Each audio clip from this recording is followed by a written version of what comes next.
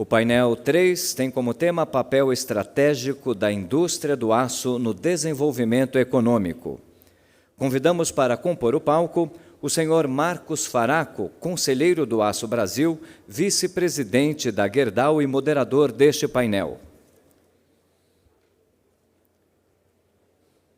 Convidamos também o excelentíssimo almirante Flávio Rocha, secretário de Assuntos Estratégicos da Presidência da República.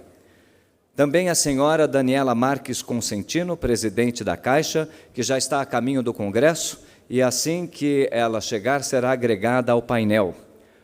O senhor Alexandre Iwata, secretário especial de Produtividade e Competitividade do Ministério da Economia, e o senhor Armando Monteiro, conselheiro emérito da CNI.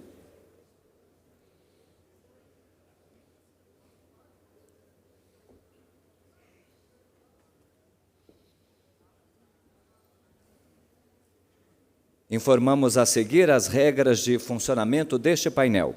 O moderador terá 10 minutos para suas considerações iniciais. O keynote speaker terá tempo de 20 minutos para a exposição. Cada um dos debatedores terá um tempo de exposição de 10 minutos. E lembramos que, ao final das apresentações, haverá sessão de debates com duração de 30 minutos e as perguntas serem encaminhadas através do e-mail pergunta@acobrasil.org.br. Com a palavra, o senhor Marcos Faraco.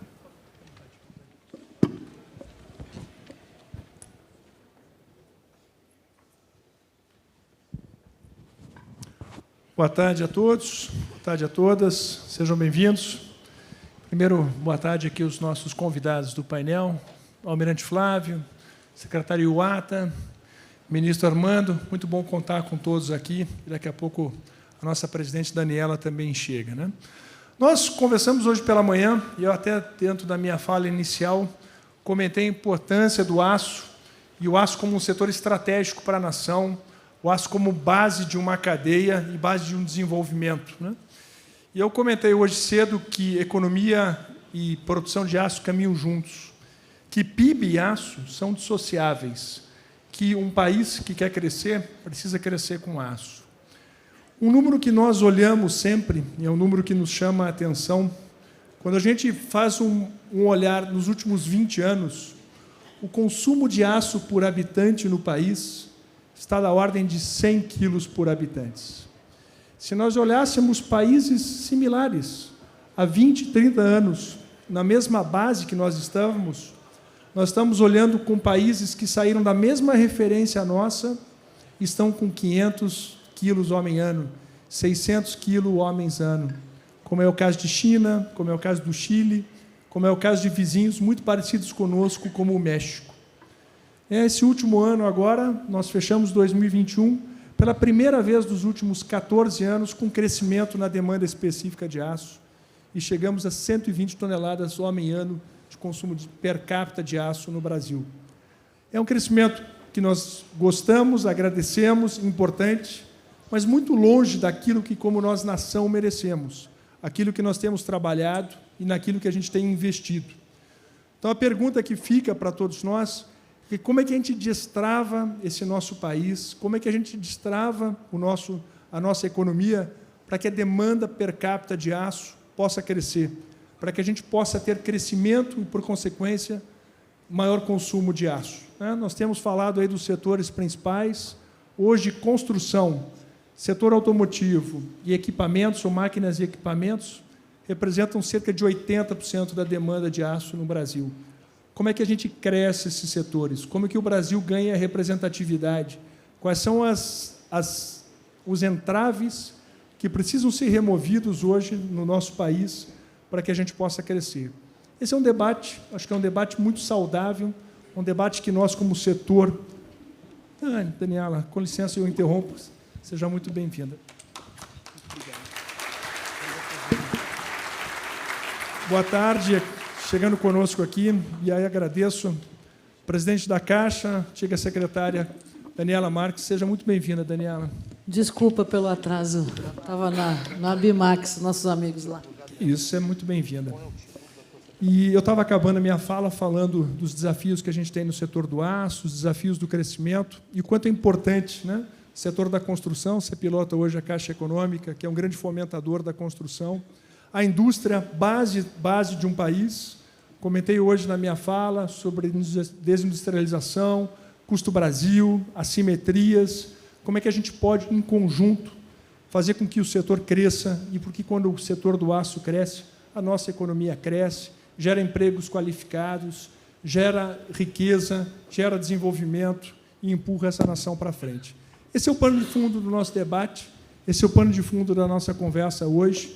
Nós vamos ter aqui 4 panelistas que são estrelas nesse mercado, que vão estar nos ajudando dentro dessa reflexão.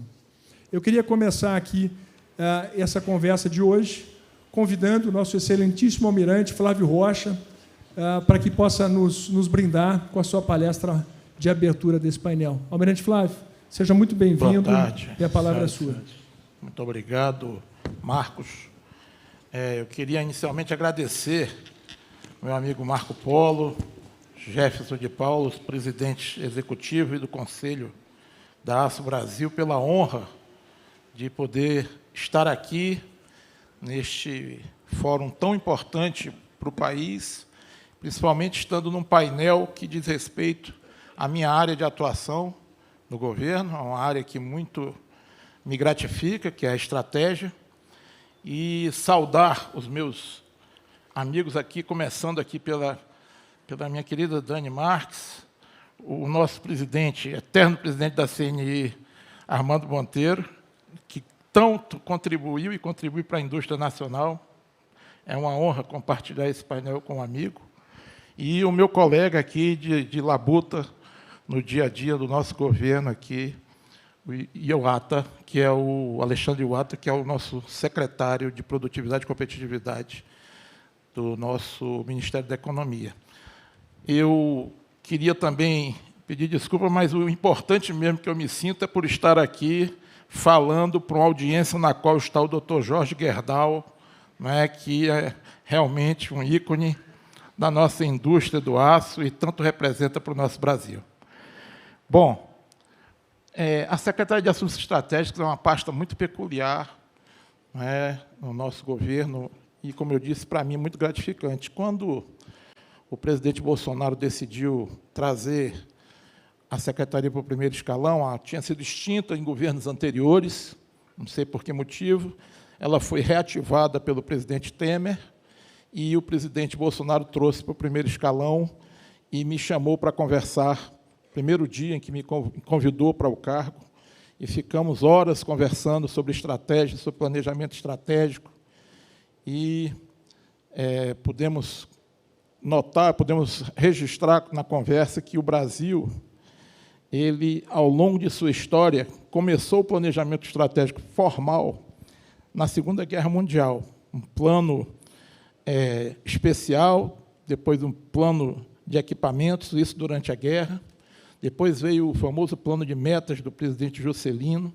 né, que foi tão marcante para o nosso país, depois vieram alguns planos menores e os planos quinquenais do governo militar, planos nacionais de desenvolvimento, foram sucedidos depois pelo atual PPA, né, que é o PPA que é tão conhecido, o plano plurianual.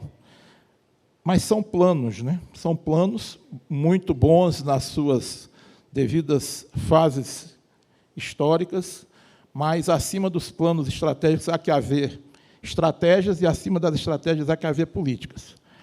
Setorialmente, o presidente Bolsonaro já tinha incentivado, desde o primeiro dia do seu mandato, aliás, durante a transição, já havia incentivado todos os seus ministérios, todos os setores do governo, a formular e a intensificarem o planejamento estratégico. Se cada um de nós tiver a curiosidade de verificar nos sites de cada ministério, nós verificaremos que existem não só planos, como estratégias, como políticas, dos mais diversas nuances, desde a Política Nacional de Energia, do Ministério de Minas e Energia, até a Estratégia Federal de Desenvolvimento do Ministério da Economia, bastante completa. Temos o Plano Nacional de Enfrentamento do Feminicídio, do Ministério da Mulher, temos o Plano Nacional de Proteção dos Genomas, né, do Ministério da Agricultura, e assim por diante. Então, em cada um dos nossos entes governamentais, há um planejamento estratégico em todos os níveis necessários. Mas o presidente, por conta disso, também determinou que a SAI confeccionasse, elaborasse uma política nacional de longo prazo. A vocação da SAI, por ser transversal entre os ministérios, entre todos os entes governamentais, é pensar o médio e o longo prazo do país. Essa política nacional nunca havia sido elaborada no país, até hoje nós não temos, porque, diante da pandemia, tivemos que reajustar o cenário que já estava montado e estamos submetendo ao Congresso Nacional, é uma determinação do presidente, como sempre, preocupado em que haja participação dos três poderes em todas as ações que deve haver essa participação. Então, a remessa ao Congresso Nacional está sendo feita com brevidade. Há uma tramitação necessária no Congresso. Essa política nacional de longo prazo, ela, na sua minuta, é composta, estou antecipando aqui, né, diante dessa plateia tão seleta, ela é composta de 69 objetivos nacionais de longo prazo. O que o Brasil quer ser no futuro, médio e longo prazo, digamos 2050, 2060, não é um plano de governo, pelo contrário, é um plano de Estado. E ela traz também 5 pilares muito importantes que cobrem todas essas nuances da sociedade brasileira. O Congresso Nacional, obviamente, terá todo o direito de alterá-la e contribuir com isso, e seguimos adiante. Enquanto essa tramitação não ocorre, o presidente determinou, então, que a SAI elaborasse um documento de mais breve prontificação, que é a Agenda Nacional Estratégica, esta no âmbito do governo, também de médio e longo prazo, para 2050, que já está pronta e na mesa do presidente para assinatura de decreto, e, muito breve, ela será publicada. Eu quero chegar no ponto em que o aço ele está presente em aproximadamente metade, não só dos objetivos nacionais de longo prazo, como das diretrizes de longo prazo que estão na Agenda Nacional Estratégica. Isso será de conhecimento público em muito breve, e isso denota um dos fatores de importância do aço para o nosso país. Falar aqui no painel, depois das brilhantes apresentações que eu pude presenciar, né, dos painéis anteriores, é mais uma arrumação das ideias do que nós ouvimos aqui. E mostrar que o aço é estratégico, já diante de uma plateia que conhece bastante o tema, é repetir, né, um conceito que é sentido no nosso dia a dia. Ao falarmos de aço para um país das dimensões do Brasil, 8,5 milhões de quilômetros quadrados de área, um litoral de 10.900 quilômetros de extensão, uma fronteira terrestre com os outros países vizinhos de 17 mil quilômetros, uma área marítima que pertence a nós por direito, adquirido de 52 milhões de quilômetros quadrados. A Amazônia tem 43 milhões de quilômetros quadrados, aproximadamente, e a área marítima brasileira, 57 milhões de quilômetros quadrados, por isso batizada de Amazônia Azul pela Marinha do Brasil, não só pela dimensão, mas pelas riquezas que estão presentes lá, pelo potencial energético, pelo potencial econômico e pela necessidade de manutenção da soberania em relação a ela, além, obviamente, do equilíbrio ecológico que o ecossistema marinho traz para o nosso país e para o planeta inteiro. Então, falar num país com essas dimensões superlativas é falar, obviamente, em segurança nacional. Ao falarmos em segurança nacional, é irresistível a ideia da defesa nacional, que, na realidade, é um ramo, né? Até eu orgulhosamente pertenço diretamente à Marinha, e minha vida eu dediquei a esse ramo, mas é um dos ramos da segurança nacional. Vamos começando a falar da defesa nacional, para proteger esse território imenso, as fronteiras, em que pese os nossos diplomatas terem construído uma relação bastante positiva com todos os nossos vizinhos, né? Nós temos que estar prontos a defender ou integrar o nosso país aos vizinhos, e isso tudo com a dimensão logística, os equipamentos de defesa necessários na área terrestre, ou na integração, as obras de infraestrutura que fossem necessárias para a integração, demandam aço, e muito aço. Na área marítima nem se fala, né? Para defender navios de aço, submarinos de aço, e o presidente Bolsonaro, no ano passado, autorizou a construção de novas fragatas em Itajaí, Santa Catarina. Estamos recebendo, no dia 1º de setembro, o primeiro submarino construído em Itaguaí, no Rio de Janeiro, todos de aço, né? Sem contar, obviamente, com os equipamentos mais portáteis que são utilizados para defesa, munição, etc.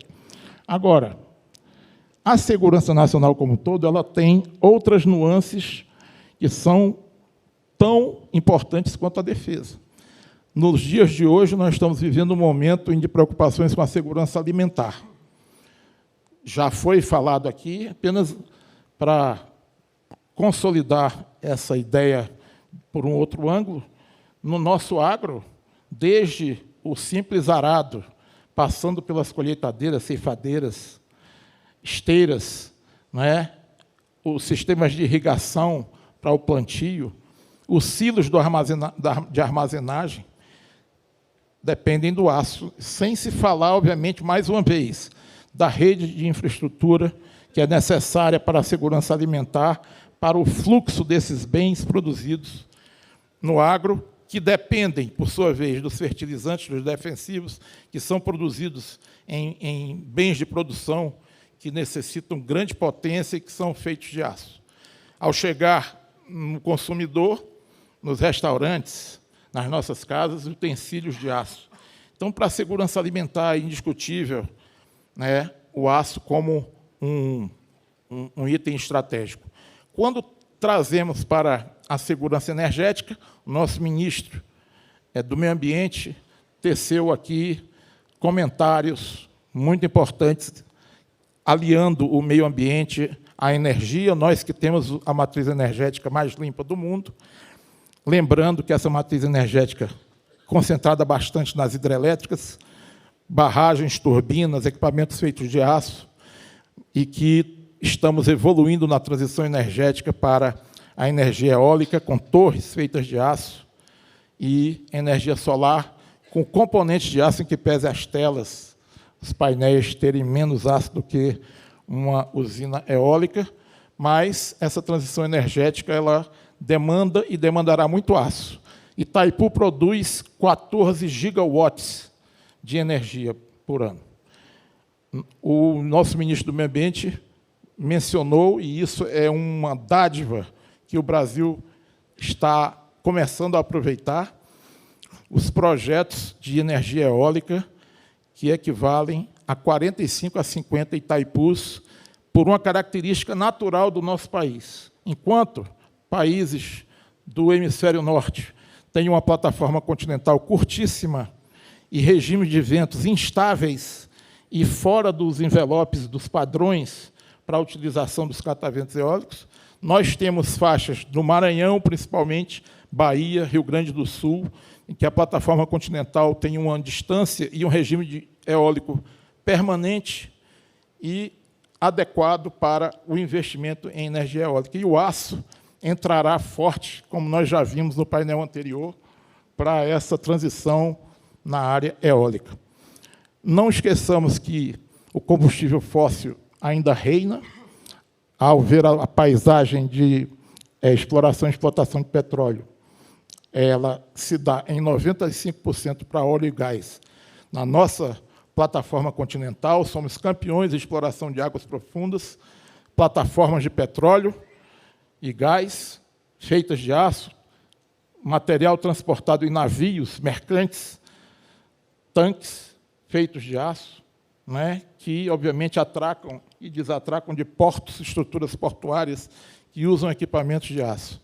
Então, na segurança energética, nem se fala em relação ao potencial estratégico do aço. Vamos chegar mais próximo do ser humano, não que isso não seja, mas a segurança social, em que nós temos um déficit de habitações e de saneamento básico histórico no Brasil, em que, por conta de reformas que o presidente Bolsonaro implementou, principalmente a lei do saneamento, né, e o incentivo à construção civil, que é uma das mais demandantes de aço, nós estamos começando a aumentar a demanda de aço para esses setores.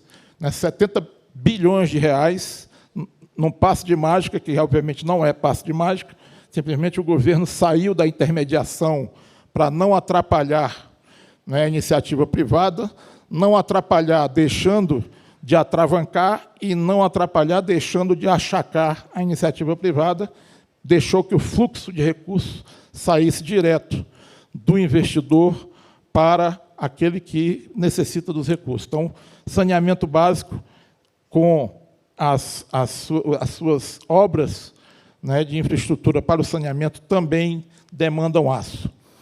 Falando na segurança hídrica, estamos diante de uma crise hídrica em alguns estados, mas o Nordeste recebeu, finalmente, a transposição do Rio São Francisco, apenas como um exemplo, né, de que as grandes obras para a segurança hídrica passam pelo aço. Na parte de habitação, está aqui a nossa presidente, Daniela Marques. Nós sabemos que até 2050, pelos nossos cálculos, o Brasil necessitará de cerca de 30 milhões de habitações novas. É uma França em termos de novas habitações para as famílias brasileiras, e isso, ninguém melhor que os senhores e as senhoras saberem que demanda o aço. Bom, nós chegamos a um ponto em que, na confecção desses planos, estratégias e políticas de longo prazo, a orientação principal do presidente é diminuir o custo do Brasil, aumentar a competitividade.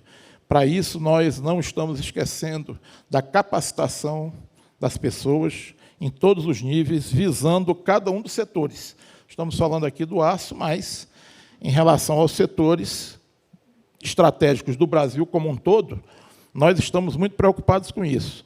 A minha secretaria também recebeu outras tarefas de caráter mais setorial, por ocasião de algumas demandas pontuais, como os fertilizantes. O presidente mandou que nós coordenássemos o Plano Nacional de Fertilizantes com todos os ministérios, o Plano Nacional de Geoinformação, por conta de necessidade não só para a área de segurança nacional, mas até para o próprio agro, é uma área estratégica de grande utilidade, defensivos, escalpelamento, que é eu vou chamar de uma desgraça que ocorre, principalmente na Amazônia, quando as meninas têm um acidente muito triste de o cabelo ser puxado pelas máquinas dos barcos que transitam nos rios amazônicos, principalmente, e arrancam o couro cabeludo. Isso aí é um assunto tão complexo para que seja resolvido, que nós estamos, junto com o Ministério da Mulher, tratando, e, obviamente, envolve quase todos os ministérios, para que seja sanados problemas como esse. Onde eu queria chegar é que a progressão, a projeção, a perspectiva do uso do aço do Brasil, ele tem diversos indicadores que apontam para um crescimento, além desses que eu mencionei, afetos à necessidade de segurança nacional em todos esses setores. Nós temos indicadores como o que foi mencionado pelo Marcos Faraco, em que o consumo per capita do Brasil, na década de 80, era praticamente o mesmo que nós temos hoje, enquanto a China tinha 1/3 do consumo, 30 toneladas ano por habitante, e nós tínhamos 100, hoje eles têm 670, e nós continuamos com 100, 122. Então, isso denota que há uma carência muito forte de incentivos, há uma carência muito forte de investimentos e, no curto prazo, o que é que tem sido feito? Desde o primeiro dia de governo, iniciaram-se reformas estruturantes, uma média de 10 a 12 por ano, de grandes reformas. Começou lá com a Lei do Cadastro Positivo, em abril de 2019, Lei do Gás, Lei do Ambiente de Negócios, o Marco do Saneamento, que eu já mencionei, a reforma da Previdência, a Lei da Cabotagem, chamada popularmente de BR do Mar, a Lei das Empresas, e assim por diante. São cerca de 10 grandes marcos legais que estão sendo revolucionários para alterar o ambiente de negócio, trazer o ambiente de negócio para que o investidor possa acreditar no Brasil, e é o que está acontecendo. Eu tive a oportunidade de visitar 9 países árabes agora em maio, e a quantidade de investimentos e a crença no Brasil desses países que detêm grandes fundos de investimento, ela é nítida. E reuniões bilaterais e congressos se sucederão em muito breve para concretizar esses investimentos. O nosso ministro do Meio Ambiente acaba de mencionar a sua intenção no mercado de carbono, né, de créditos de carbono. Há, concretamente, diversas iniciativas em que diversos países já estão optando pelo Brasil, pela competitividade do crédito de carbono. Então, nesse âmbito, o otimismo que traz esses investimentos trará um investimento para o setor do aço, com certeza, mas nós não podemos esquecer que nós temos um déficit de competitividade. O nosso mercado interno ele é pujante, está em crescimento. Tivemos uma queda do PIB de 4% em 2020, fruto da pandemia. Só caímos menos do que alguns tigres asiáticos e Estados Unidos da América. A Europa Ocidental e a América Latina toda caiu, teve uma queda mais forte que a nossa. Felizmente, nós não fechamos totalmente a economia. O agro, por exemplo, manteve o fluxo, e isso usa o aço, como nós mencionamos. E nós teremos agora, já começamos uma retomada, o FMI acaba de rever o nosso crescimento para perto dos 2%. Nós acreditamos piamente que todo esse conjunto de reformas no curto prazo que ocorreram, aliados aos propósitos do planejamento de médio e longo prazo, que permeia todos os ministérios, trará o arranque da economia, como fará, como você citar também novamente, crescimento do PIB arrasta o consumo do aço e vice-versa. Isso está provado para qualquer país, na China, aqui, independente da capacidade de produção. E lembrando que nós temos hoje 30% de capacidade ociosa, o mundo também tem uma capacidade ociosa bastante importante do aço, mas nós temos que atacar esse problema, incentivar a nossa reindustrialização, porque com a reindustrialização nós temos, com certeza, o arranque necessário para o Brasil chegar onde sempre mereceu, e o caminho, na nossa opinião, está pavimentado com essas reformas. Muito obrigado.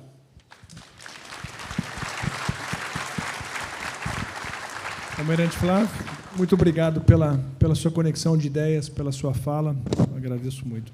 Eu queria convidar agora a senhora Daniela Marques para que possa também compartilhar conosco um pouco da sua visão. Daniela, seja bem-vinda.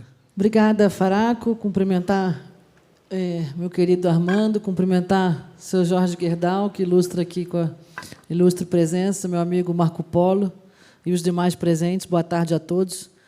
Cumprimentar meus amigos, companheiros, parceiros de missão, Almirante Rocha, Alexandre Wata, A gente já trocou de cadeira, ele já foi caixa, já foi ministério, agora eu estou caixa e ele está ministério, mas, no final, exaltar aqui, como brasileira, e vocês sabem a minha trajetória no mercado financeiro, e fui para me aliar a um projeto de país, um projeto liderado pelo presidente Bolsonaro, um projeto econômico liderado e com mentoria do ministro Paulo Guedes. Acho que foi um privilégio do Brasil ter alguém com a lucidez e a sabedoria dele e a solidez de conhecimento macroeconômico que ele tem. Quando a gente chegou, a gente tinha sonhos grandes, Faraco.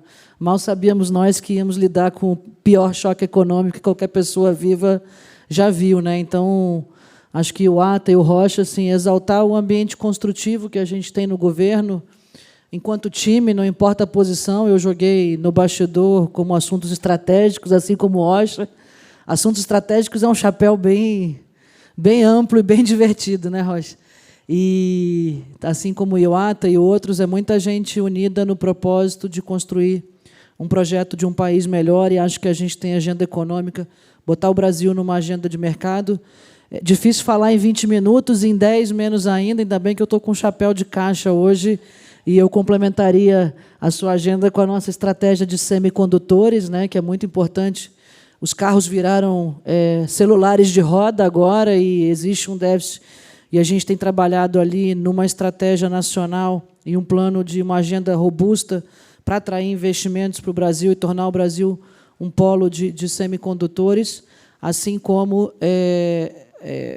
Banco Central independente. Mas o que fecha toda essa agenda que a gente começou a fazer e que certamente tem muito a fazer ainda, é um monitor de investimentos que eu e o Ata lançamos juntos. Eu vou roubar a fala dele, patrocinado pela Embaixada Britânica e pelo BID, onde tem quase R$1 trilhão de investimentos contratados só no programa de PPPs do governo federal para os próximos 10 anos. Então, é um cronograma. Quem entrar lá na plataforma do gov.br/monitor de investimentos está discriminado por região, por setor, óleo e gás, saneamento, iluminação, etc. E, principalmente, a boa notícia, Marco Polo, é que está começando, né, e a gente sabe que não é uma curva normal, não é um desvio por média. Então, os próximos 2, 3 anos, esse desembolso de CAPEX se acelera muito, e quando a gente fala em investimento em infraestrutura, necessariamente estamos falando de aço, né? Então, esse modelo de priorizar CAPEX em detrimento de outorga, para que a gente trouxesse o mercado para fazer o desembolso, uma vez que a capacidade do Estado é limitada, e, além de ser limitada, estava esgotada. Acho que é um modelo bem-sucedido. E aí, trazendo um pouco para a Caixa, a Caixa hoje tem 53 projetos na carteira de PPP, onde a gente alavanca, e em sendo um banco público de varejo, né, um banco muito presente em quase todos os municípios no Brasil. Estamos falando de um país com mais de 5.000 municípios, a Caixa está em 99,5% deles. Hoje, essa carteira de projetos são 53 projetos que contratam 19 bilhões de reais em investimentos, e eu tenho conversado em base semanal, tanto com o PPI quanto com o BNDES, que tem uma inteligência de modelagem e uma capacidade intelectual e técnica de desenvolver projetos e estruturas de PPP, para que a gente aprofunde a atuação da Caixa nessa direção. E, brevemente, possivelmente em setembro, a gente já lança um primeiro piloto e um edital em parceria, onde eu converso com o presidente Montezano, que ele me dá a receita da pizza, e a Caixa monta e distribui a pizza Brasil afora, porque a gente é o banco dos prefeitos, a gente que está perto.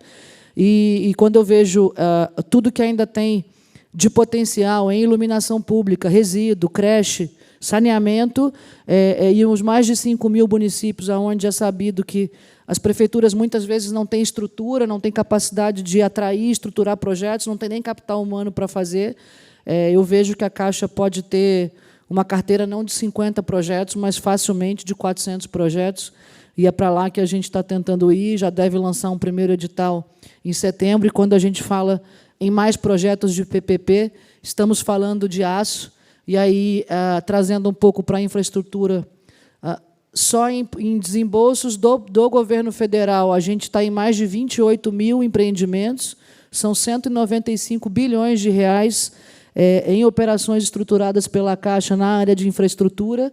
E aí eu pedi para o meu time calcular, Faraco, o que dá mais ou menos entre 17 e 20 bilhões de reais de demanda de aço, impacto gerado só pelo que a Caixa opera nesse canteiro de obras que o Brasil virou. O Brasil hoje é a maior fronteira de investimentos do mundo. Somos um regime político aberto, somos um país com contas controladas, atuamos bem na pandemia e acho que é uma posição muito favorável.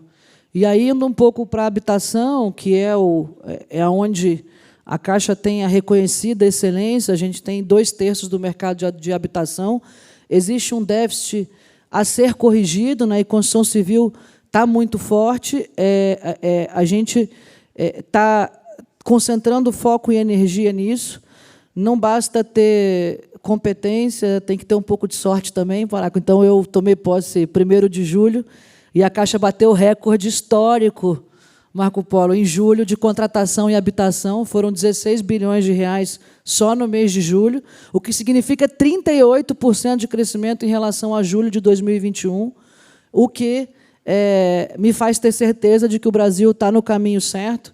E estamos falando de... O ciclo de juros, né, teve uma elevação relevante de taxas de juros entre 2021 e 2022 para fazer face a uma inflação que veio de fora em cima do choque de suprimento na cadeia de commodities, em combustível, acentuado pela guerra da Rússia com a Ucrânia. Então, julho foi muito forte, agosto já entrou forte, o que fez com que a gente superasse os 600 bilhões de reais em carteira de habitação, crescendo a 2 dígitos, assim, 30%, 40% em relação ao ano passado. Então, eu acho que o cenário é muito promissor em geração de emprego para a construção. Então, o vetor de emprego está muito forte no Brasil também. Estamos caminhando para desemprego abaixo de 9%. É a maior população ocupada da história do Brasil.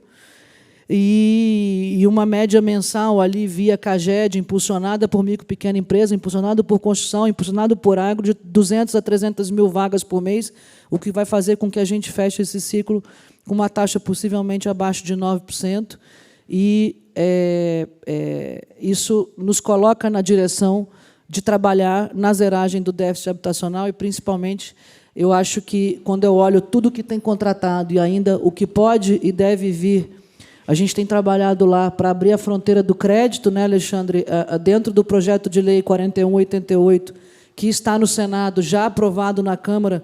Eu conversava isso muito nas reuniões periódicas com a coalizão. Existe uma emenda simples que dá isonomia no tratamento tributário para o investidor estrangeiro para a dívida privada.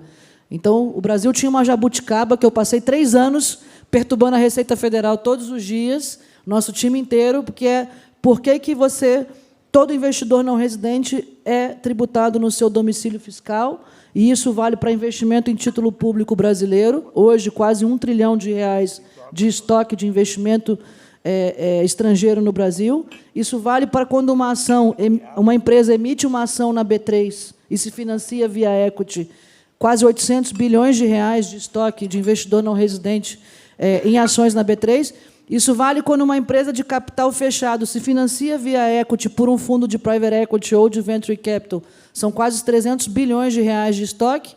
E adivinha, quando ela vai emitir a dívida, a mesma empresa, o investidor pagava 15% de imposto, ainda paga, e isso faz com que o estoque do investidor não residente no Brasil em dívida privada seja perto de 25 bilhões só. Então, a gente abrir a fronteira para a dívida privada captar investimento estrangeiro vai reduzir drasticamente o custo de captação das empresas brasileiras todas.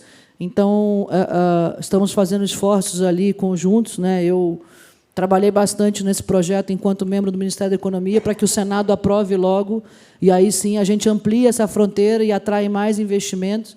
E aí eu acho que essa capacidade ociosa ela vai se preencher rapidamente nos próximos anos.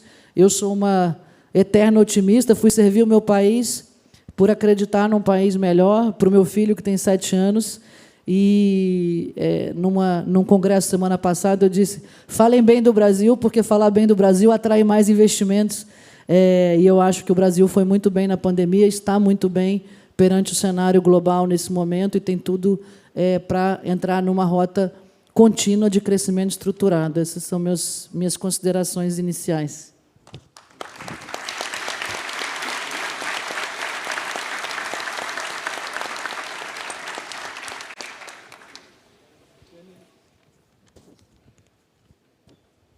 Daniela, não sei quem deixou 10 minutos com esse monte de boa notícia. Se você quiser continuar falando... Cravei meus 10, hein? Né, Cravei meus 10. A gente pode estender mais 10, né? A gente trabalhou muito, pô. Amanda? Tem. Eu estava aqui só anotando que as notícias boas, depois eu quero fazer um resumo, mas muito, muito obrigado, Daniela. Obrigado por compartilhar, acho que essa série de informações, né? A gente vai vendo isso de forma esporádica e vai vendo isso de forma aleatória, às vezes, e escutar isso de forma organizada, com um fio conector, mostra o quanto a gente avançou, o quanto a gente tem para avançar, o quanto a gente tem um bom caminho sendo construído. Tá, muito obrigado. Eu queria agora, em continuidade aqui ao nosso painel, convidar o nosso secretário, Alexandre Iwata, para também trazer as suas palavras e as suas considerações. Iwata, seja muito bem-vindo.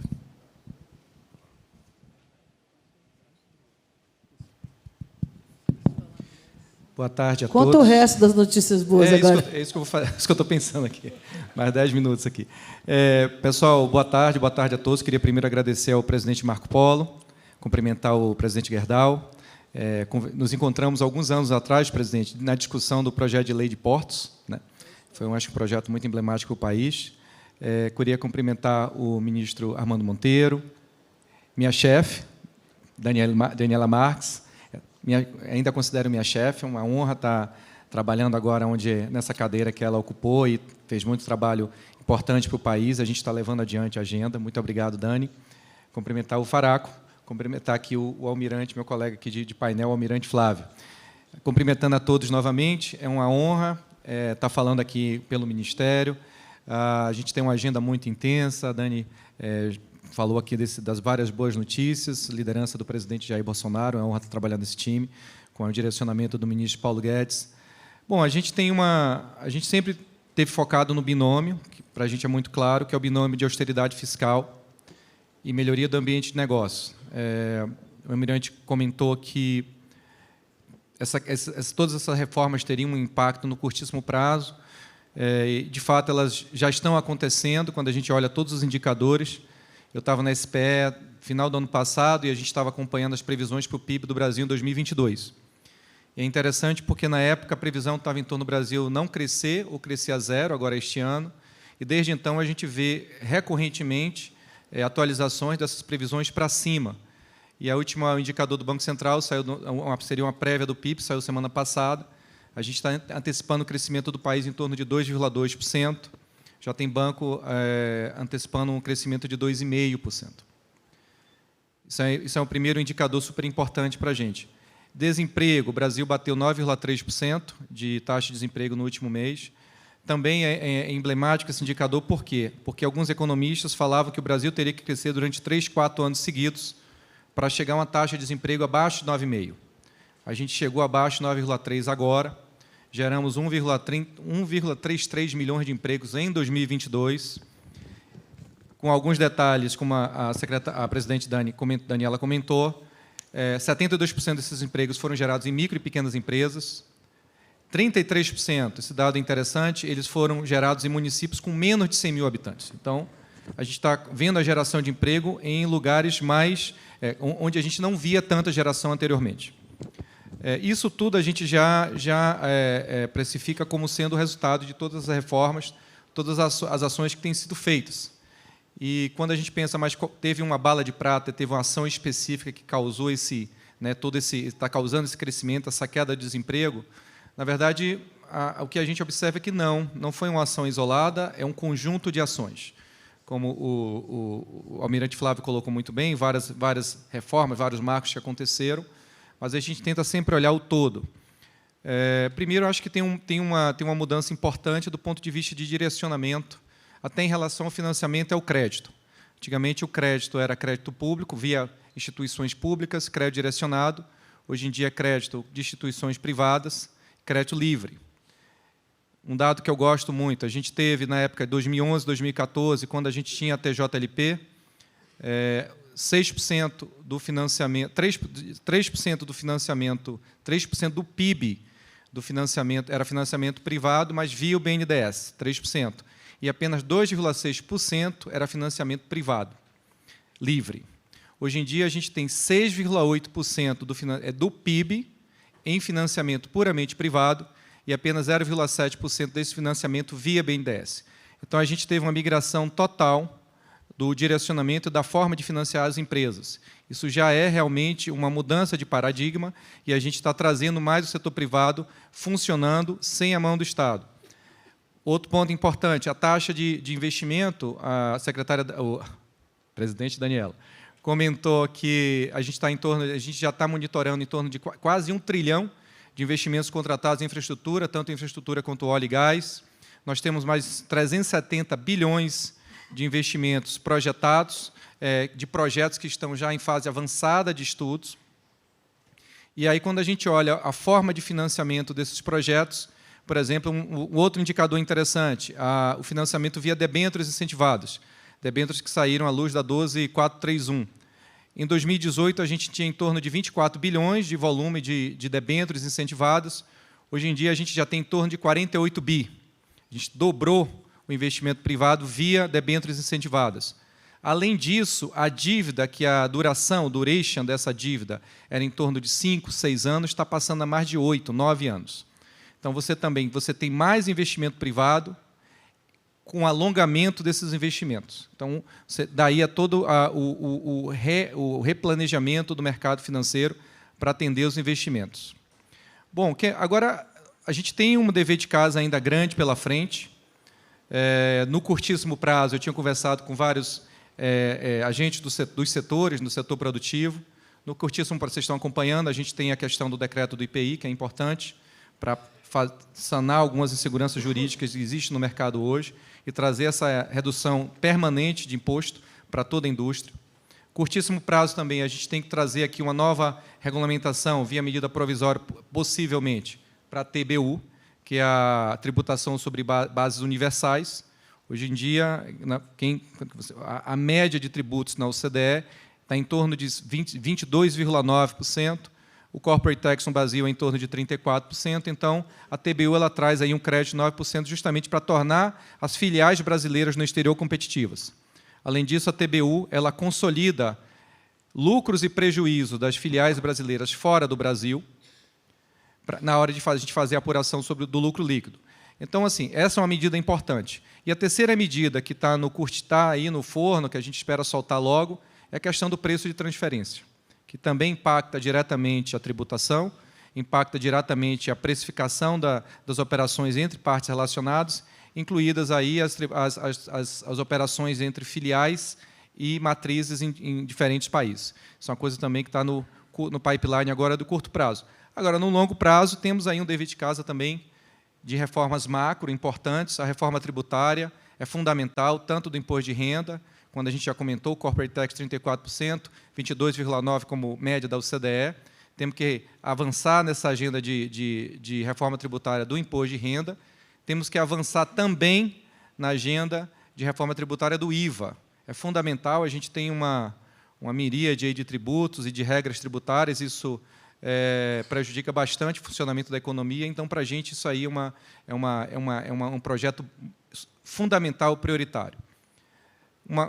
Um indicador importante que a gente está sempre avaliando também, quando a gente pensa na reforma tributária do IVA, várias das regras de substituição tributária para fazer a tributação operar, elas são regras de mais de 20 anos atrás. O cenário tecnológico, econômico, era absolutamente outro.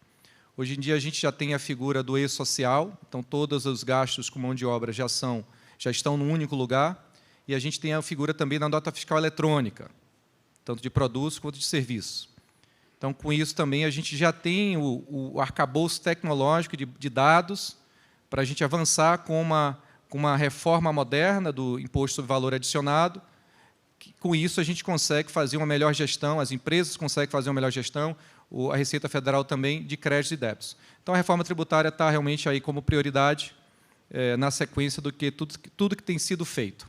Bom, e falando de mais boas notícias, né, a gente, novamente, tem todas as reformas, a gente está com o papel do aço, a gente vê como fundamental, como motor, né, de toda essa produção que está surgindo do Brasil. Quando a gente pega lá a matriz de insumo-produto, o setor do aço, ele é um setor claramente importante como insumo para vários outros setores, o setor automotivo, o setor de peças, o setor da construção civil, máquinas e equipamentos. Então, nada disso vai para frente sem a gente ter um setor de aço forte no Brasil. A gente tem também um momento conjuntural bastante peculiar, com tudo que tem acontecido com a guerra da Ucrânia. Então, todo o paradigma de nearshoring, do friendly shoring, do multishoring, está bem claro para a equipe. E, com isso, todas as políticas econômicas elas vão ter que ser redesenhadas para justamente endereçar esse ponto do rearranjo da produção nas cadeias produtivas. Então, isso também está no radar. E, finalmente, né, não menos importante, aproveitando aqui meus últimos 20 segundos, eu sei que já foi falado aqui, mas para a gente, para a equipe econômica, e até foi uma agenda capitaneada pela presidente Daniela, lá no Ministério da Economia, que é justamente a agenda de carbono. O Ministério participou muito ativamente da construção do decreto do 11075, que é o decreto do mercado de carbono, e do projeto de lei, e do novo relatório do projeto de lei 528, em parceria com o Congresso, sempre. E a gente acredita que o decreto ele traz um passo fundamental, importantíssimo, para a gente desenvolver o mercado de carbono no Brasil, que vai se consolidar com toda a segurança jurídica devida com o projeto de lei. O projeto de lei ele traz uma preocupação grande de não onerar a indústria. Se vocês for olhando o projeto de lei assim com cuidado, tem um item que a gente achou importante adicionar. Cristina, que me corrija se eu estiver errado aqui, mas até das nossas conversas, Cristina, com a equipe da coalizão, o esforço de mitigação dos setores regulados não poderá ser maior do que a participação nas emissões desses setores. Então, por exemplo, hoje em dia, se você pega o mapa de emissões brasileiros, IPPU, que é processos industriais, é em torno de 6%, 7%.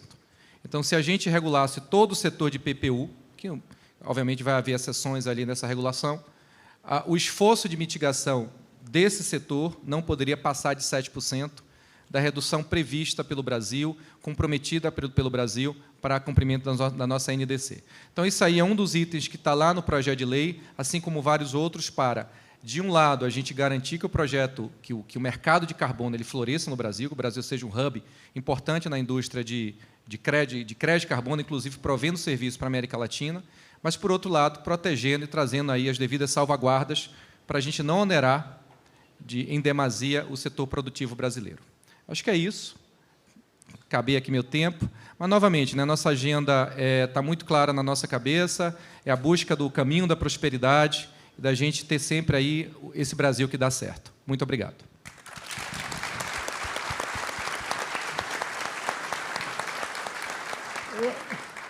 Secretário Iwata, muito obrigado. Obrigado por essa fala muito lúcida. Obrigado pela contribuição.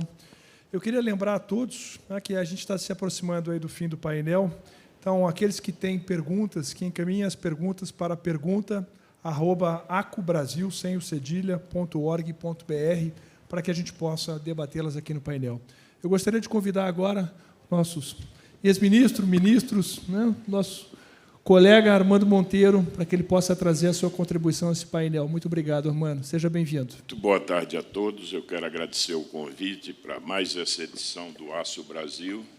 Quero saudar aqui o presidente do Conselho Diretor, Jefferson de Paula, cumprimentar o nosso presidente executivo, Marco Polo, fazendo logo um registro, Marco, do seu papel na articulação da chamada coalizão indústria, sobretudo nessa interlocução com o governo federal, que tem sido produtiva.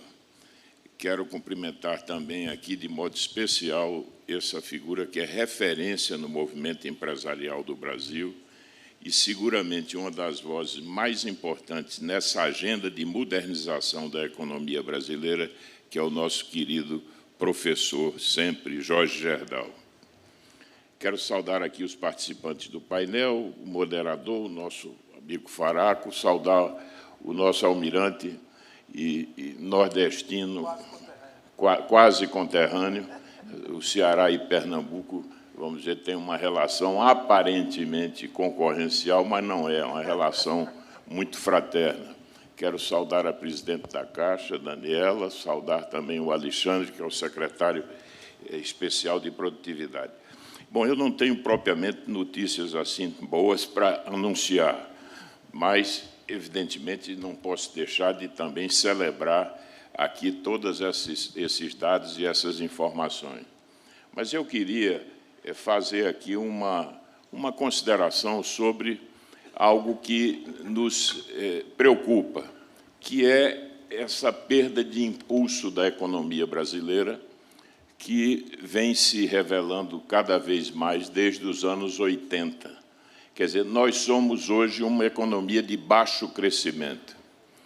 E há uma relação estreita entre esse processo de perda de dinamismo da economia brasileira com o relativo declínio da indústria. Vejam que o Brasil crescia mais quando a indústria crescia mais. E isso é muito nítido.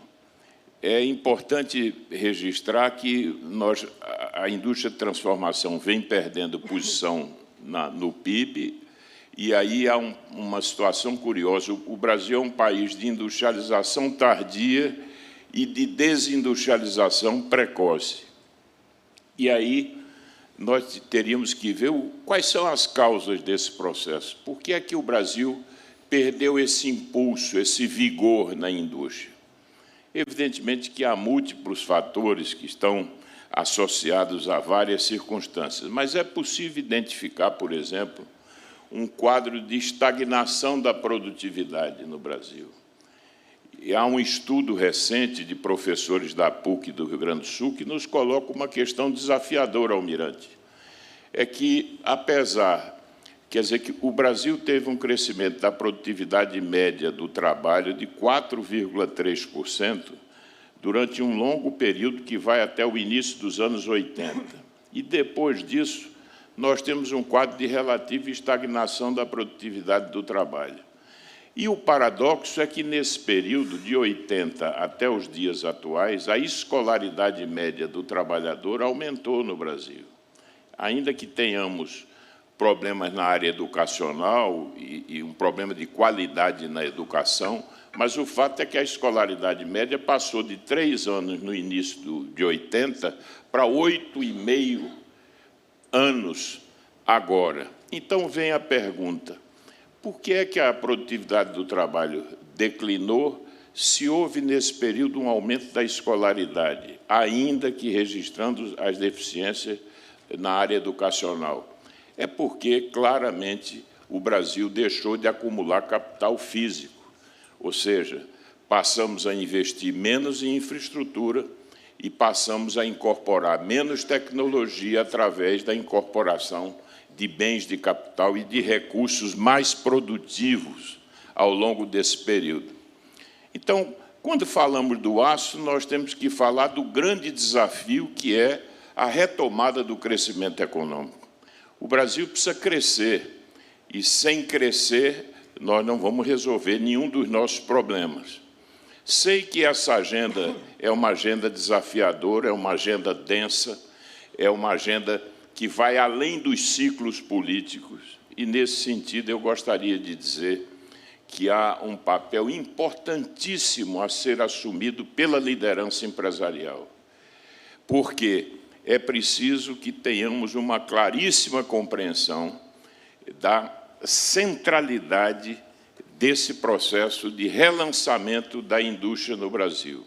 Há oportunidades que aqui já foram tão bem destacadas, mas é fundamental que a sociedade e o setor empresarial possam indicar claramente os rumos e que possamos, de forma articulada, de alguma maneira, moldar os governos. Os governos são seres reativos por excelência, ou seja, a verdadeira governança emana da sociedade. É preciso que a sociedade se mobilize mais em torno dos seus objetivos. E, por isso, eu acho que temos que convergir para o que eu chamo uma agenda do bom senso, que nos conduz a buscar equacionar todos esses custos sistêmicos e ineficiências que ainda estão presentes na economia brasileira, e é importante registrar os avanços da agenda microeconômica que ocorreram nos últimos anos. Não há como deixar de registrar, eu quero fazer claramente esse registro, mas há de se lamentar também alguma coisa que não se moveu como deveria, por exemplo, a reforma tributária. E aí me permitam, eu não sei como imaginar que o Brasil ensaia há tantos anos uma reforma que é crucial para a retomada do crescimento, para a elevação da produtividade. E quando falamos aqui para o setor siderúrgico, nós temos ainda um sistema que onera exportações, que onera o investimento fortemente e que consagra uma tributação que não é integrada quando falamos de bens e serviços. O IVA de nova geração é um IVA em que bens e serviços têm mais ou menos a mesma tributação. Isso é fundamental porque, para redistribuir a carga setorial de maneira a estimular a competitividade no setor industrial, nós temos que rebalancear essa carga sem deixar de considerar que o setor de serviços é subtributado no Brasil. E, para que isso aconteça, para que haja uma melhor redistribuição da carga, nós precisamos desonerar os bens. E temos que registrar que essa medida importante, que foi agora a redução do ICMS, que é algo que vai nessa direção. Ou seja, é absurdo supor que os estados fizeram crescentemente as suas receitas onerando bens essenciais, né, que são insumos importantíssimos. Mas eu gostaria de que tivéssemos feito avançar essa agenda da tributação do consumo e, evidentemente, também a reforma do imposto de renda na linha da desoneração do imposto corporativo e, evidentemente, não há como escapar, por exemplo, da necessidade de que tributemos, de alguma forma, os ganhos de capital no Brasil, sem o que nós também não poderemos desonerar, em certa medida, o consumo, porque o Brasil, toda a nossa arrecadação repousa fortemente na tributação do consumo. Então, eu gostaria de, ao final, deixar aqui a mensagem, que é uma mensagem de que, mais do que nunca, a sociedade precisa ter a compreensão dos nossos desafios. E aí o desafio é elevar a taxa de investimento, e, para isso, precisamos de um novo arranjo institucional e de uma nova aliança entre o setor público e o setor privado, para que possamos, em estreita aliança, enfrentar essa agenda no futuro, que passa necessariamente pela redução do custo Brasil, pela elevação do investimento na área de infraestrutura, seja através da ampliação de parcerias do setor privado, mas seja também através da elevação da capacidade do setor público, porque, evidentemente, não é razoável imaginar que o Brasil tenha, na área pública, perdido completamente a capacidade de investimento, ou seja, as despesas discricionárias cresceram ao longo do tempo, sempre em detrimento do gasto mais reprodutivo, que é o gasto de investimento. Então, eu quero deixar aqui uma palavra que não deixa de ser de confiança, porque há tantas oportunidades no Brasil, mas é preciso que tenhamos claramente um sentido de direção, e eu espero que isso possa, agora no ciclo eleitoral, valer para qualquer que seja a opção que o eleitor brasileiro faça. Muito obrigado.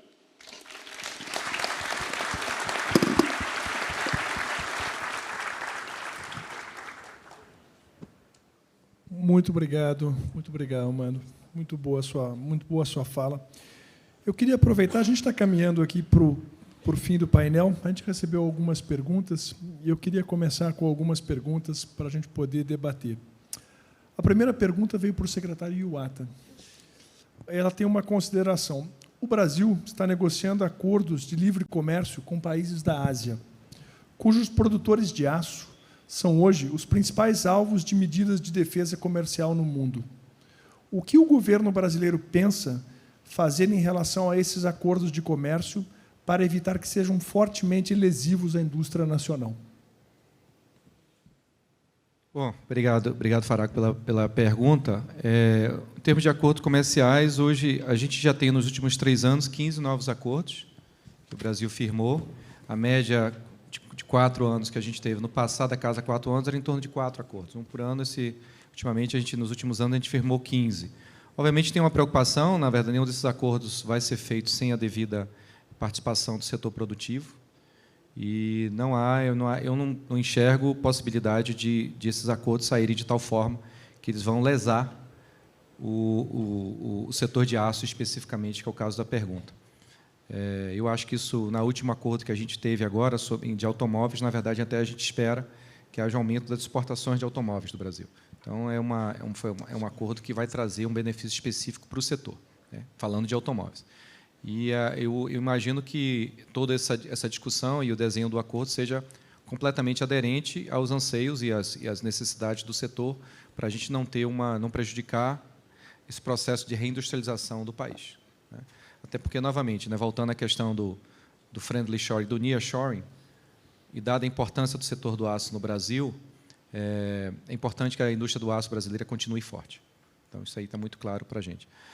E agora, aproveitando aqui o ensejo e fortalecendo, para fortalecer o setor produtivo, não só do aço, mas em geral, e aí eu aproveito a fala do ministro Armando, realmente a gente tem que avançar nas reformas. A gente tem um avanço grande aí em relação ao investimento. A gente tem olhado não só o volume de investimento, com participação no PIB, mas também a qualidade do investimento. Acho que a taxa de investimento crescente que a gente tem visto nos últimos anos, ela conversa também justamente por serem investimentos com direcionamento, com escolha de direcionamento, justamente onde há maior retorno. No passado, a gente teve investimentos também a taxas grandes e acabou que você tem investimentos com estádio de futebol, por exemplo, que não necessariamente vão trazer o retorno produtivo que o setor espera. Então, acho que tem toda a agenda de investimento, sim, a agenda de produtividade, sim. A agenda, inclusive, da questão de mão de obra é fundamental, a questão trabalhista. Conversando até com o Faraco mais cedo sobre redução de custos, né, desde que a gente teve a reforma trabalhista, em torno de 80%, 90%. Então, isso a parte de custo do Brasil em termos de infraestrutura. Então, eu acho que a receita seria a gente avançar em todas essas reformas que têm sido feitas, acelerar à medida do possível, e aí, com isso, a gente trazer mais investimento e aumentar a produtividade do setor. Só um dado importante também, que acabei não mencionando, mas sobre o dever de casa também pelo lado do setor público. Há 3 anos atrás, 3, 4 anos atrás, a participação do gasto com o servidor público no país era em torno de 4,5%. Hoje em dia já está em torno de 3,8%. Já teve uma redução de 0,7%, 0,7 pontos percentuais do PIB. E o mesmo gasto federal agregado estava em torno de, se não me engano, 19,5%, hoje já está em 18,9%. Então, assim, tem um dever de casa também do lado do governo, e aí, com essa redução de gastos, surge aí justamente a possibilidade da gente baixar impostos, como é o caso do IPI. Então, acho que eu acho que tem que pensar justamente numa agenda de reforma, numa agenda integrada, que passa desde da questão do setor público, da redução de gastos do setor público, para também a melhoria do ambiente de negócio, que é o que tem sido feito, e a ideia é realmente a gente avançar com isso. Excelente. Muito obrigado, secretário. A próxima pergunta que veio para você, Daniela. E tem uma consideração. Ela comenta que nos Estados Unidos, o presidente Biden lançou um plano de infraestrutura muito ambicioso, da ordem de 1,3 bilhões de dólares, e direcionou boa parte desses recursos para que fossem utilizados com aço americano, né? Então, colocando o que ele chamou de Buy America. Acho que a Caixa Econômica, junto com o BNDES, tem um papel fundamental no financiamento da infraestrutura e da habitação no Brasil. A pergunta vem no mesmo sentido do programa americano. Se existe algum pensamento para que as cadeias produtoras que abastecem o setor de infraestrutura e de habitação sejam privilegiados no Buy Brasil, se a gente pensa alguma coisa nessa linha em relação a algo similar aos Estados Unidos.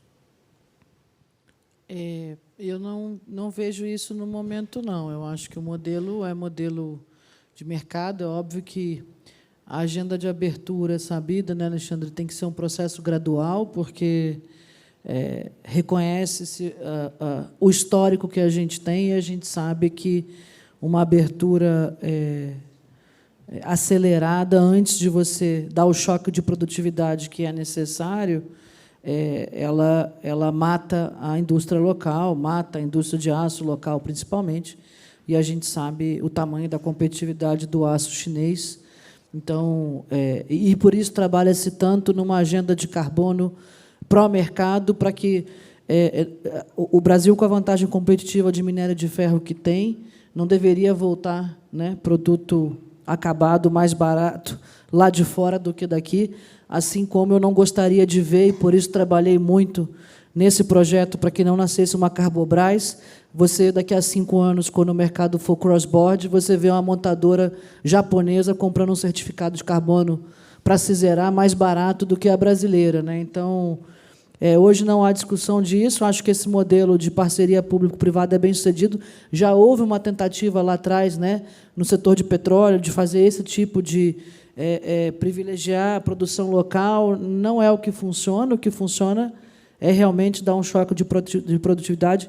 E aí eu queria aproveitar para compartilhar aqui a visão do nosso caro Armando, que reformas de Estado só acontecem se tiver uma comunhão de direção entre a política, o Congresso, o Executivo, a sociedade civil e a imprensa enquanto quarto poder. Então, eu trabalhei muito intensamente na reforma da Previdência no primeiro ano do governo. Achavam que era impossível fazer uma reforma de R$1 trilhão. O ministro dizia, sem saber que é impossível, vai lá e faz, né? A ignorância é uma dádiva sobre a política, a gente aprendeu muito passado esses 4 anos, mas, assim, uma reforma tributária, no que se precisa ser feito, quando você olha para o IVA, principalmente, acho que agora já está óbvio que precisa tributar o capital e menos o setor produtivo, né? Isso é como o mundo inteiro trabalha, e hoje a gente tem um excesso de carga no setor produtivo e o capital totalmente desonerado, e a gente tem que mudar o pêndulo dessa balança sem que haja algum excesso maior de carga. Mas, quando você olha principalmente nos impostos sobre consumo, e aí o ICMS, e é incrível a saga que foi para reduzir impostos, está sendo, eu vivi para ver isso, Faraco. Reduzir o ICMS, a gente foi criticado, né, pela essencialidade, e aí apanhamos, e agora estamos indo para o 4º decreto ali, o time... Eu não estou mais lá, mas tentando fazer uma redução de IPI arduamente.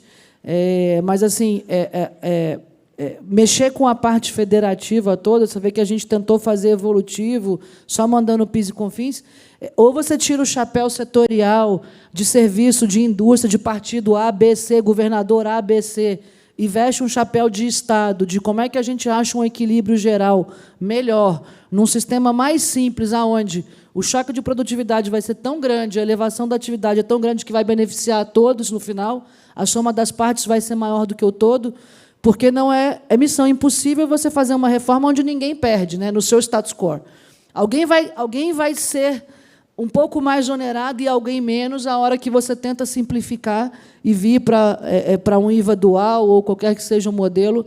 Isso é um processo que necessariamente vai acontecer, então é uma discussão que tem que ser feita com cabeça de reforma de Estado, com o engajamento da sociedade civil, das lideranças empresariais, no sentido de não de defender o seu, mas defender qual é o Brasil melhor para todos, ainda que a resultante seja para o setor de serviços ou para a indústria pagar um pouco mais ou um pouco menos, porque eu acho que é a peça essencial que falta para o Brasil, de fato, caminhar na direção...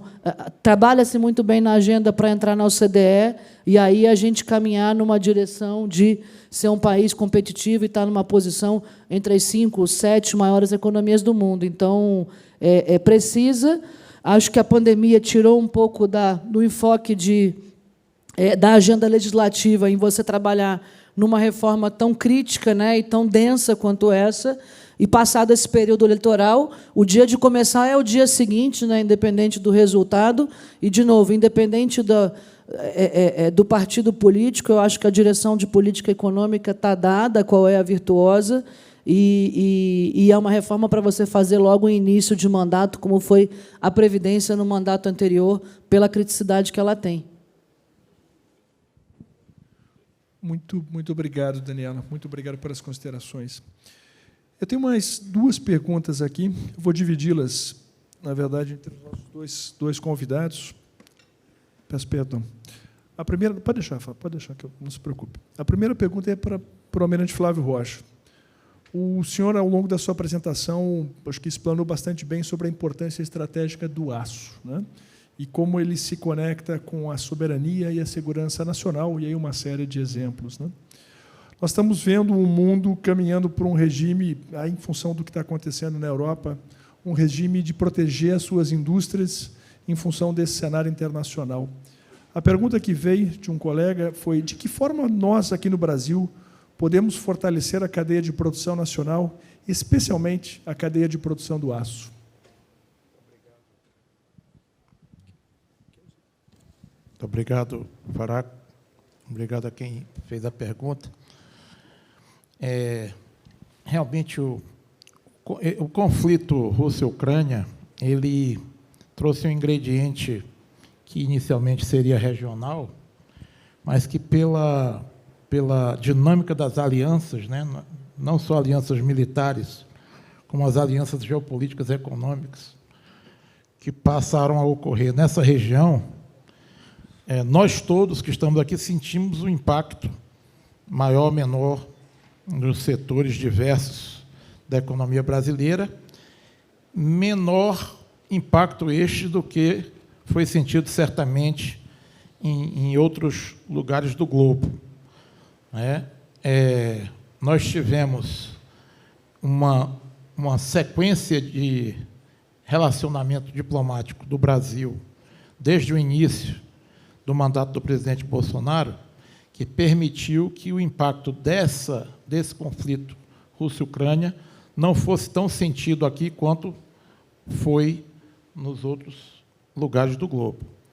Enquanto ao setor do aço, em razão de tudo aquilo que nós falamos aqui, dos indicadores, não é, que já são nítidos, onde nós podemos e devemos atacar o problema, o setor da competitividade, o setor da correção, digamos assim, dessa competitividade não só dentro do nosso país, como fora do nosso país, estando atentos a esse mercado internacional, a capacidade ociosa que existe não só no Brasil, como também existe no mercado internacional, mas lembrar que o nosso país, historicamente, há décadas, ele tem um déficit de capacitação muito grande, muito forte. E essa capacitação, eu não estou falando só a educação formal, não, a capacitação, o treinamento, não é, que é necessário para qualquer atividade econômica.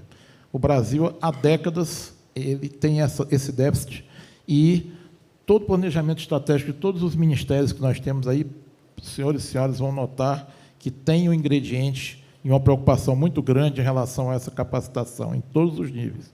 Então, eu diria que essa busca pelo equilíbrio, nessa competitividade, passando por uma atenção muito forte em relação ao que está acontecendo nos mercados globais, aliado internamente a esse investimento sólido na capacitação da pessoa, né, do homem e da mulher que está nesse setor, é muito importante. Um número que é preocupante, por exemplo, nós temos do setor produtivo na academia, voltada para o setor de minerais, incluindo os metais como o aço, de aproveitamento de apenas 0,8% dos doutores e 1,9% dos mestres que se formam nessa área. Então, Isso é um indicador que requer atenção, né? É apenas um indicador, mas isso está sendo visto pelos nossos planos, pelo nosso governo. Excelente, muito obrigado, Almirante. Aqui tem uma pergunta e tem um elogio, então eu começo pelo elogio e o agradecimento. Um agradecimento que veio da nossa colega ao presidente da CNI, ao ministro da Indústria e Comércio, ao deputado e senador, que muito nos honra com a sua presença. Então, aqui, Amanda, divido e compartilho o reconhecimento da nossa colega. E uma pergunta, dentro dessa sua fala, foi listada uma série de variáveis que nós precisamos trabalhar como sociedade para crescer. Na sua visão, o que é mais urgente para que isso ocorra? Como podemos crescer de forma mais célere? Olha, é evidente que...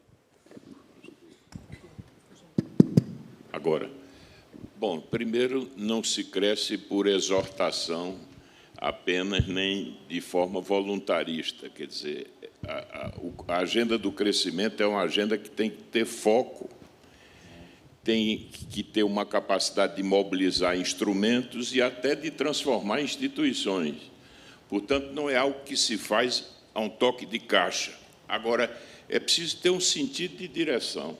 E aqui, claramente, foi percebido que há uma convergência. Primeiro, a produtividade é um mix de capital humano, capital físico e ambiente de negócios. E aí nós temos toda essa agenda de concessão, privatização, elevar o investimento em infraestrutura, melhorar crescentemente o ambiente de negócio, investir no capital humano, sobretudo na perspectiva do desenvolvimento de novas competências, porque o desafio hoje é exatamente preparar o capital humano para essa nova economia, e não é um desafio trivial. Portanto, é uma agenda que também nos leva à compreensão de que, no ambiente político, há, sim, tem que haver uma percepção que se dará cada vez mais pelo diálogo do setor produtivo com o Congresso Nacional. Eu integrei o Congresso durante 20 anos e posso dizer que ele reage bem quando há um processo de interlocução organizado, direcionado, né? Mas é preciso também que a sociedade fique atenta, porque se há bons exemplos de frutos desse diálogo com o Congresso Nacional, há, no entanto, desvios que são inaceitáveis. Quando nós falamos aqui na necessidade de elevar investimento público, e o Alexandre referiu esse esforço que o governo promoveu para reduzir um pouco o peso da folha salarial, e aí nós temos o desafio da reforma do Estado, da reforma administrativa, mas também não podemos admitir um orçamento secreto com quase 20 bilhões de reais, que aí sim é um gasto de má qualidade. Eu não tenho nenhum receio de afirmar isso como ex-parlamentar. É um gasto fragmentado, que não se vincula a nenhum programa mais amplo, portanto, é um gasto de pouquíssima eficiência. Portanto, é preciso que a sociedade, então, possa atuar, estar vigilante e sempre, evidentemente, apostar na qualificação da nossa representação parlamentar, o que envolve maior controle social sobre a representação. Portanto, não há receita fácil, mas eu considero que seja possível, se a sociedade assim entender. Excelente, muito obrigado, Armando.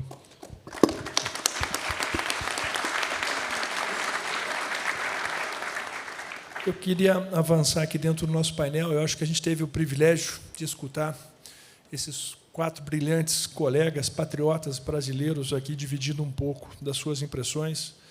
Eu acho que nós escutamos frases que nos brindam no fim da tarde, né? Uma visão de um plano estratégico que é um plano de nação, é um plano de Estado, não é um plano de 2 anos, 3 anos. Acho que isso muito nos alegra. Acho que olhar uma fala onde nós temos um monitor de investimentos com mais de 1,3 trilhões de investimentos para os próximos 2 anos no país nos enche de esperança, porque isso se converte em demanda de aço, se demanda em mão de obra, investimento, então isso é muito importante. Daniela falou sobre esses 28 mil empreendimentos, né? E o número que eu mais gostei, anotei aqui, rabisquei 2 vezes, 17 milhões de toneladas de aço. Esse número nos enche os olhos, né? Mas isso também é um número extremamente importante. Redução do custo de capital. 17 bilhões de reais em demanda de aço. 17 bilhões de reais em demanda de aço. Deixa eu contar um outro número, então, que eu esqueci. Não, nesses números bons, você pode falar quanto você quiser. Não, porque eu trabalhei numa medida, o Alexandre estava, que foi mudança na medidas de estímulo para o programa Casa Verde e Amarela, que no final é construção e aço também. E a gente elevou as faixas, entre outras mudanças.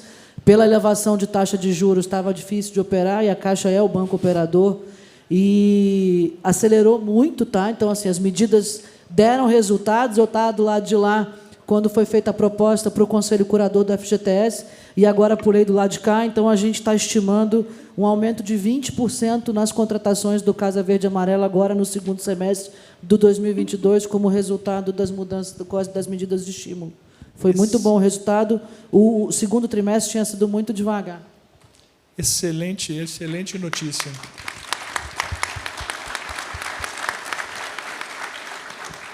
O setor agradece. Eu acho que a sua fala sobre custo de capital, atacando e reduzindo, esse é custo Brasil na veia, a gente sabe o quanto é isso, né?